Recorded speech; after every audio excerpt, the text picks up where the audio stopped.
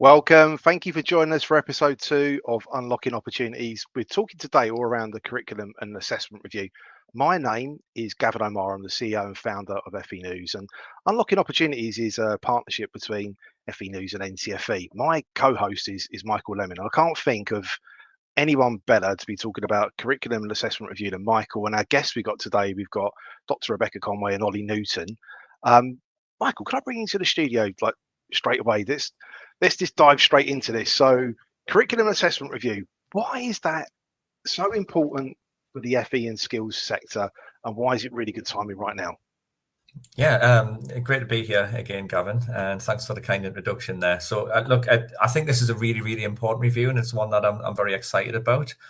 It's something that a lot of organisations have been calling for quite a long time. Ourselves included. You think about lots of other award organisations. We've got the Rethinking Assessment Group, the Times Education Commission had a real focus on this, and actually the Education Select Committee themselves, really, really looked at this. We had a Lords Committee on 11 to 16 education. So I think, for a new incoming government, responding to actually a lot of the calls to really take a good look at this area. And if you think about what's happened really over the last decade or two, when the coalition government came in 2010, that was the start of a lot of really quite stark changes to the curriculum. And what's happened really over that time is we've drifted towards a very heavy focus on knowledge-rich curriculum, what I would call it an almost ideological preference for exam-based assessment. And I think we feel collectively that the system's letting far too many people down. Think about the GCSE reset policy. Now, yes, there are some learners who are able to pass that GCSE reset, and the government, the previous government certainly used to point to the increase in the overall number of people who were achieving that standard, but actually far too many people were not achieving that standard. I think the pass rate was less than 20% for maths over the last few years, and that just it dooms people to a cycle of failure, I guess. On top of that as well, look at the kind of the labour market. The labour market's changing so quickly. And particularly the curriculum in schools hasn't really changed and kept pace with those changes. So there's so much to unpack here. There's a lot of issues, and I'm really excited to be talking about it today. Yeah, no, definitely. If you could, for you, what sort of outcomes would you want to sort of see coming out of the review, or things that they consider? Because, like you said, schools haven't really sort of changed what they're delivering. We're in the start of the fourth industrial revolution. I think ChatGPT is 2 years old. Happy birthday! But like that sort of changed what's going on with how we're sort of working, but also what could that? I know you did a really cool, like NCFE and OU did a really cool report around impacts of Gen AI on exams and assessment. So many moving parts that are just sort of speeding up. What sort of things are you sort of hoping that gets considered and reviewed in there? Yeah, so I think important to talk about the scope of the review at the outset. So actually it's key stage 1 to key stage 5. So that's basically kind of 5 years old all the way to 19 years old. And pretty much everything's on the table, all aspects of curriculum and assessment. And actually, I can take heart from some of the hints and indications within the call for evidence itself, which sort of gives you an indication of the direction of travel they want to take this. And I think there's some really positive signs there, so a broader, richer curriculum that drives up school standards. We can all get on board with some of that. There's definitely hints that they want more established vocational and technical pathways for those who opt to take that route, and they would start earlier in schools, I think. But they're looking at actually is the provision that's there already the right provision. And I think, what we'll be pushing for is actually, assessment itself. Think about the purpose of assessment. At the moment, it's really only used as a kind of process by which we sort those who are successful and those who are not. And if we think of it, if we flip that on its head and think, what else can we use assessment for? If we have more formative on program assessment, given that, more regular feedback to learners about their areas of strength and improvement, thinking about technology, we can use that to target resources to support those learners to get to where they need to be. More diagnostics at the outset of a program, so we can see where people might need some extra support or some areas to work on. So there's so much that can be unlocked with some of that, and that's barely kind of scratching the surface really. So you might expect from an AO we'd be looking at that stuff, but also you're really looking at the pathways. If a 14-year-olds on a suitable course that's going to prepare them for what they'll be learning 16 to 19, and ultimately, does that help them to go in and thrive in the workplace when they get there? Because that's really the name of the game here as well. Yeah, no, 100%. Like you said, there's so many different things we could cover on this, and we're gonna. I think it's now a good time to sort of bring in the guests. So we've got two really cool guests for this show. So we've got Dr. Rebecca Conway from NCFE, Olly Newton from Edge. I think we'll bring you both into the studio. Hey, Rebecca. Hey, Olly. How are you both? Hi. Morning. Good, thank you. Nice to see you both. Hi, Rebecca. Hi. So I didn't know, Michael, did you want to kick off with the questions? There's so many, like you said, there's so many different things that we could cover there, but it's also thinking how it's got implications for the wider sector, but also it's, like you're saying, it's alluding to how and why we're thinking of assessment, really, isn't it? And how we can sort of move forward. But I'll hand over to you, Michael. Maybe you can ask our guests, because there's so many things we could talk about here. Yeah, thanks, Gavin. So, and Olly, I'm really interested in your view on how good do you think the current curriculum prepares young people for their futures? Yeah, I mean, I think this is the acid test, isn't it? Look, we do a huge amount of work at Edge drawing together material around kind of skill shortages in the economy. We publish our bulletins twice a year on that. And those are just showing a really clear picture that's pretty unavoidable from the stats, that there are major skill shortages right across the economy, mismatches between what's needed, and we've seen youth unemployment rise as well. So ultimately, the system is doing young people a disservice. It's not just the curriculum that's doing that, but the curriculum is part of what doesn't seem to be giving them the skills that they're needing for moving into kind of really good jobs. And I think you mentioned a few of the kind of themes there already. We've ended up, particularly over the last 15 years, with a move back to very traditional ranges of subjects through things like the EBAC and Progress 8. We've seen creative and technical subjects really dying down, and that's such a shame, particularly things like design and technology, where you see kind of you use a bit of an old-fashioned time, like captains of industry now, like people who are running engineering firms all say they were inspired by D&T at school. So for that not to be offered is just such a shame. And similarly for creative subjects, we know that creativity is one of the skills that employers look for most. So to see dance and drama and art kind of going down as well is just such a shame. There's relatively little opportunity for early experience of vocational education, something that we're very passionate about at Edge. So things like back in the day, young apprenticeships, those kind of pre-16 vocational qualifications that would give young people a real booster towards perhaps an apprenticeship after 16. There's also very little integration of skills development. So again, we can come back to this. We're not against a knowledge-rich curriculum, but we think, why not have everything? Why not have knowledge taught in a way that develops skills through team working, through problem solving? And of course, post-16, we've got such a complex system, and lots of our research we're publishing at the moment, things like our Young Lives, Young Futures project with King's, where we're talking to young people about those options. They're just kind of talking about the complication of kind of post-16.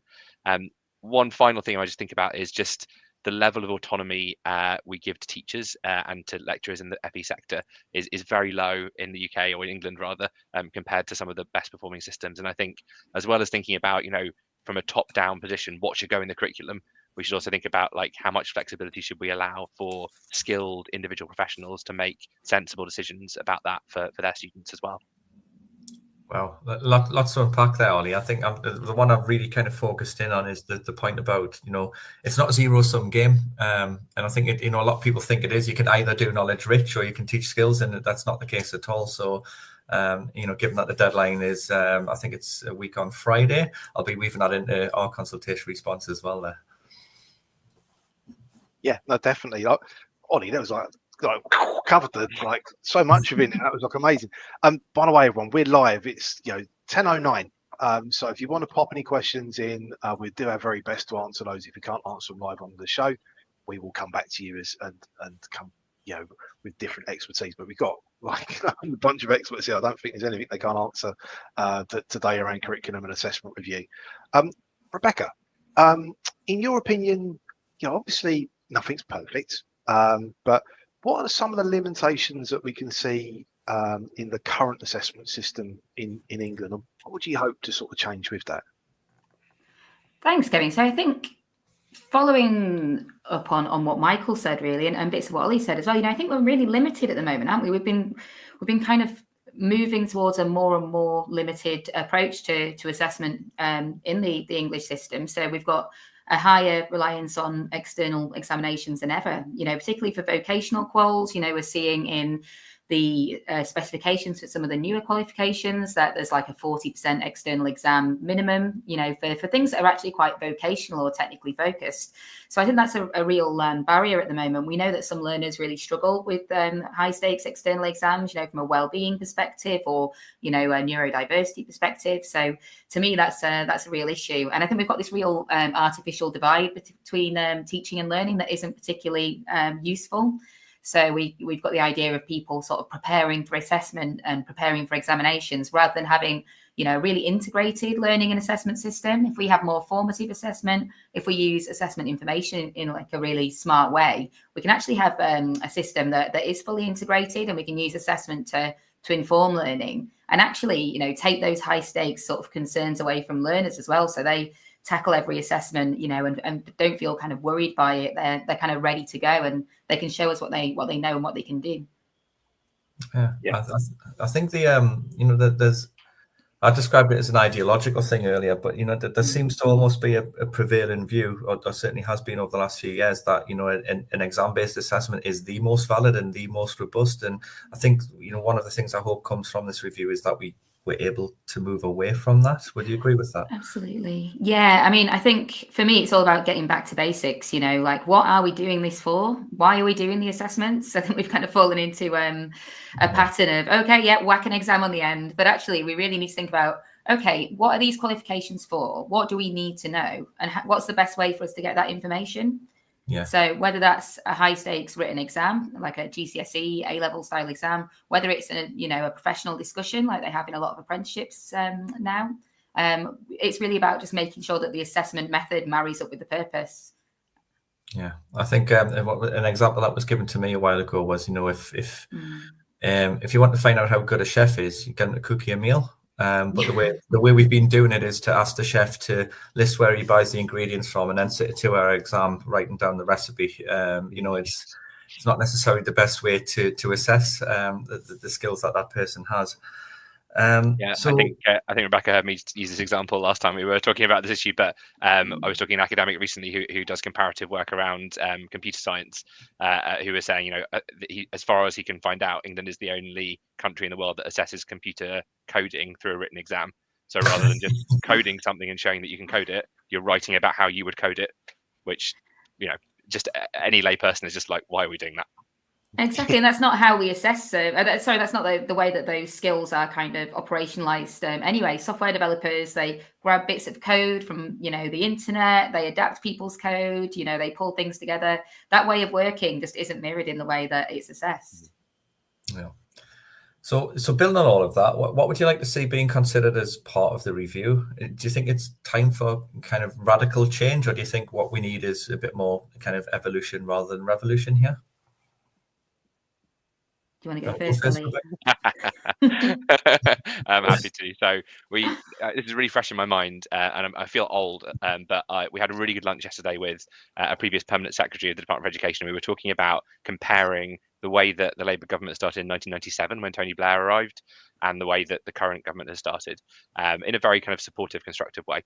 And I was working in the department at kind of at the start of my career in DFE, and at that point there were the 14 to 19 diplomas, and I just remember the level of vision, ministers and senior civil servants standing up talking about a 10-year revolution in the system, really like everyone getting behind that, understanding how the different components are going to come together into like a big change. And I think that's really just, I hold that up as a bit of a challenge to the team now, to say that I know there isn't as much money. National debt is double what it was in 1997, but a lot of the things we're talking about don't cost a huge amount of money. Yes, there's a friction cost, there's a training cost, but what we're talking about is a slightly different way of doing things. So what I'd like to see is something really ambitious, a 10-year vision that would kind of set out quite a big change in this area. So revolution, but a slow revolution, I guess. I'd love to see kind of things drawing on kind of the baccalaureate style models that we see elsewhere in the world. So things like the IB, a much wider range of subjects that young people can undertake. Maybe the kind of idea of majors and minors, which was actually a really popular part of the polling that we did around the ABS, the previous government's idea. Those would kind of allow young people to take vocational and academic elements interchangeably, so not kind of putting all your eggs in one basket, or making even any value judgment about which of those is more important, because you shouldn't. An integration of something along the lines of the EPQ, the extended project qualification, which was a legacy of the diplomas. So everyone getting a chance to dig deep into an area that they're passionate about and do some research and development, and a kind of integration, I guess, of those broader skills, whether it's Skills Builder or one of those frameworks that kind of works to make sure that that's kind of in there. And I just to reiterate that teachers and lecturers are working flat out. So this is absolutely not about kind of doing a handbrake turn on the system over 2 years. It's about saying, like, how can we get gently towards those changes over probably 10 years? I love your idea of a sort of a slow revolution, Olly. I think, yeah, I would agree. The idea of I don't think we want to rip everything up and start again. We know we've learned an awful lot from the way the system has developed over the years, and there's stuff in there that works really well. We actually know that those high stakes external exams, they do play quite a key role, for some parts of the system. So I think, we don't want to throw everything out and throw the baby out with the bathwater, but we do want to kind of have a bold vision of what works for all learners. We know the system's working for some learners at the moment, but there's so many who it isn't working for, both in terms of curriculum and those quals that are available, or, the reduction of qualifications that we're likely to see, or we might not see, depending on which way the Labour government takes a policy, and the assessment approaches as well. So just really thinking about what works for everyone. And being really transformative. I agree, Olly. I think project-based qualifications really are fantastic. I think we do need to be bold and empower teachers, and also build some further assessment literacy as well, in terms of how learners engage with assessment, and teachers and policymakers. There's an academic, Mary Richardson, who's done some really fantastic work on this, talking about how if we build assessment literacy and understanding of assessment in the system, actually it'll build confidence as well. So I think we need to be bold, offer a wide range of assessment options, and also curricular options as well, and just try and build some more understanding of how assessment works in the system. We can assess less when we do that, and we can have a real impact, I think, and reduce that gap between assessment and learning that I talked about before, because it doesn't need to be a sort of dichotomous relationship. It absolutely can be something that's a cycle. Yeah, no, 100%. I want to go a little bit off book a bit, but I think we're talking.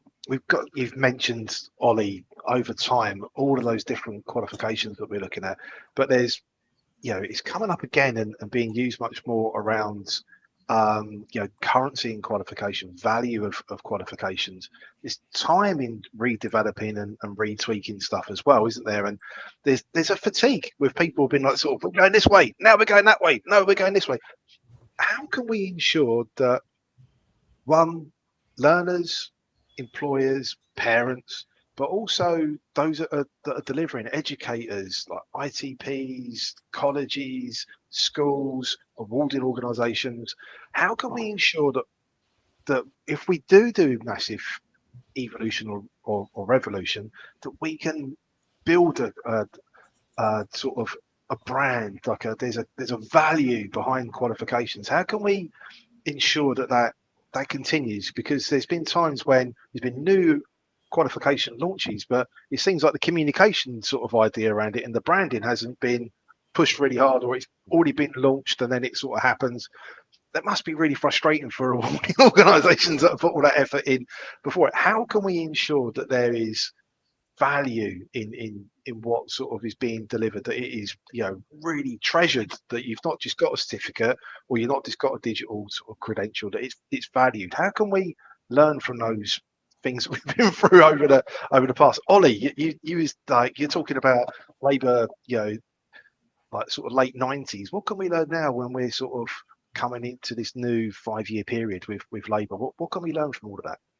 Yeah, I mean, I think in terms of the qualification branding and value, I think it's actually a really useful lens to look at some of this stuff through. So if if we were talking about a commercial organisation rather than a public sector one in terms of the department, they would really take care of their brands a lot more. So we've seen the potential defunding of the level 3 qualifications and all of the kind of the BTEC brand, which I know is owned by Pearson, and the other level 3s. Those have a currency in the labour market. But that hasn't really been taken into account much. Similarly, with things like diplomas, there was a lot of money, and T-levels at the moment with the advertising, there's a lot of money going into building those brands. And you at Keep, who's one of our kind of most esteemed academics in this space, often says it takes like 5 to 10 years to build a new credible brand. So I think we really have to kind of take account of that, taking that into account when we're developing new things. I mean, I'm a massive kind of policy nerd, so I think we're touching on something that's a big kind of just an underlying couple of policy issues here. So one of those is the thing that we always come back to about the speed of change between governments, between ministers, between civil servants, and I'd love to see some gentle changes to kind of slow that down. Whether there are ways to just depoliticize some of this. It doesn't have to be everything. I'm not kind of pie in the sky. I think that we can depoliticize everything in education policy, but maybe there's some elements of kind of the skills policy and the qualifications that all parties can agree on, so that there's a 10, even a 20-year time horizon on this. And I don't think that's crazy. Michael mentioned at the start the select committee reports, both in the Commons and the Lords, where I worked as a specialist advisor, and all parties were involved in those and came around the table to make some really sensible recommendations in this space. So I think there is common ground to be had where it's in the interests of kind of the labour market and young people and the value of those qualifications. And just to answer your question about kind of the diplomas and the old days, which I spend too long thinking about, but I think it is important to remember that we have gone around this loop many times before, and we mustn't lose sight of that, because when we make policy decisions that don't refer back to that, we just look silly to the experienced and wonderful members of the sector who've been working in it for decades and who just think, oh, here's the merry-go-round. So it's okay to do things again, but as long as we have proper reference to what's happened before. And I think in this case, we do need to have a proper look back at Tomlinson and at the diplomas, which if I had £1 for everyone who said that was the biggest missed opportunity in the last 30 years, I would be off buying an island in the Bahamas or something.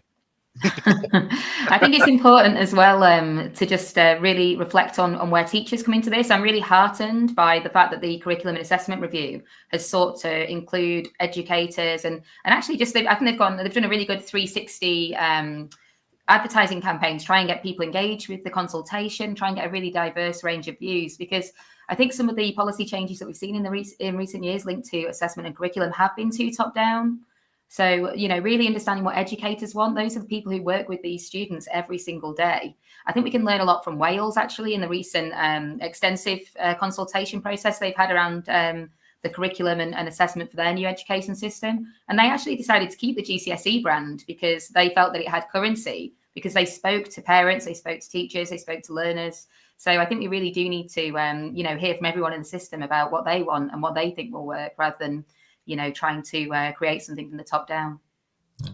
I agree with that. Yeah, sorry, go, Michael. I was going to say I agree with that, and just to tag on and answer your question a little bit, Gavin. I think branding is really important. If you think about A levels, really well understood, employers know what they are, they sort of know what they're worth. They've got a real value and store of value and currency. They look very different to what they did in the 1970s, but that brand has been constant throughout. And you look at Olly's mentioned diplomas, which were before T levels. Before that, we had GNVQs. We just have so much churn. It makes it hard for people. Even the latest T level employer perception survey from the DFE revealed that the awareness of T levels among employers is really low, and the understanding is even lower. We need to kind of maintain the brand. You can change it, you can iterate, but that speaks to Olly's slow revolution a little bit, I think, as well. Yeah, no, definitely. Can I bring in a question from Paul? Thank you, Paul, for this. Paul's asking here really around curriculum matching industry needs, so like employer led, but also looking at edtech and AI, and where does this come into curriculum and assessment? So I don't know if anyone wants to jump in. We've got about 5 minutes left, so it's always the way these things fly. But I don't know if anyone wants to jump in and answer Paul's question. Paul, cracking question. Yeah, I'd be happy to start. And I think me and Olly have had a conversation about this recently, actually. So I think we're probably on a similar page. So I think, we are moving towards, and I hope we're moving towards, a really exciting new dawn in assessment, towards personalised learning and assessment. So we talked earlier, I think Michael mentioned about diagnostics at the beginning of programmes. And we'll be able to really identify learner needs along the way, and then create a tailored learning and assessment program that really works for them and meets those needs. And if we're doing that, we can, identify industry needs as well, local industry needs, national needs. We can throw everything into the mix.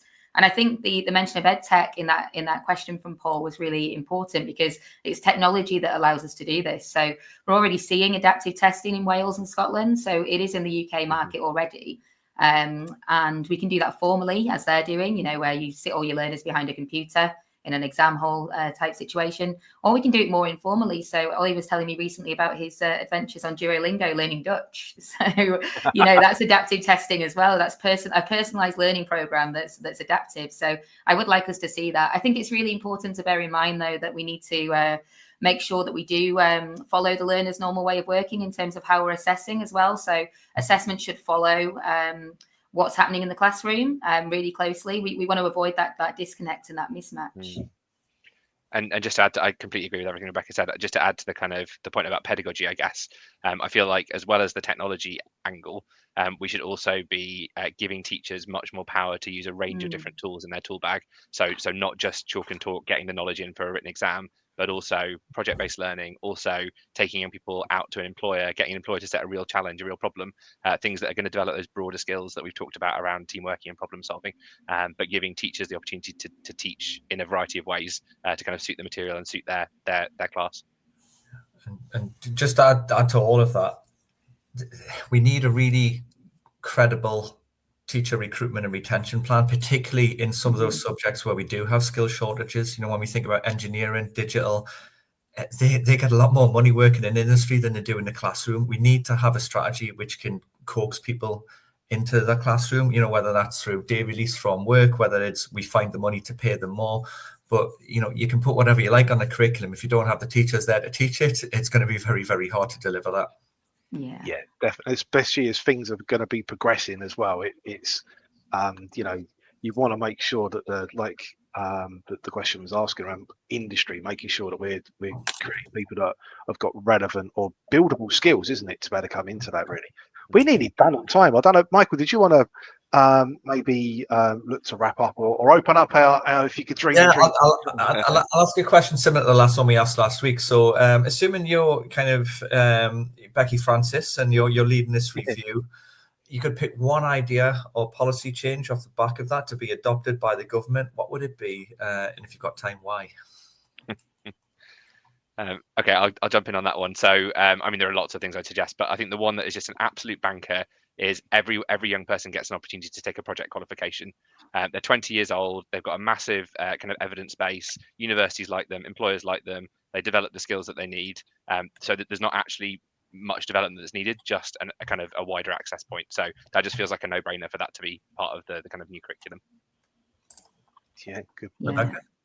I agree with you there, Olly. I think the project qualifications have so much to offer. I think for me, it would be a focus on data, empowering teachers and encouraging them to use data to track learner achievement, to understand each learner individually, and actually giving them flexibility as well to respond to that in a way that best meets those learner needs. So thinking about how we manage every learner individually in a way that isn't going to overwhelm teachers with a humongous volume of work. Easier said than done, but I think we can have that slow revolution, can't we? And some bold aspirations to feed into that review. I think so. Gav, I'm going to put you in the spot. I know you're not a kind of expert specialist in this area, but I'd be interested in what yours would be if you could pick one. I think Gen AI over the last 2 years has really transformed the way people are working. So I think we need to be looking at like what AI can be delivering within assessment, and particularly what Rebecca was saying around like coming on alongside the learner and how that can then have all of those support mechanisms in there, from supporting and spotting things early, but also can we please have that then continue beyond certain age, that we can then encourage lifelong learning, and we can then have those adaptive ways that it can be very, very personalized to the learner, but also to what employers want and their lifelong. How can it be their buddy for their lifelong learning buddy? That'd be great. Do you know what I mean? Michael, what would you like to see?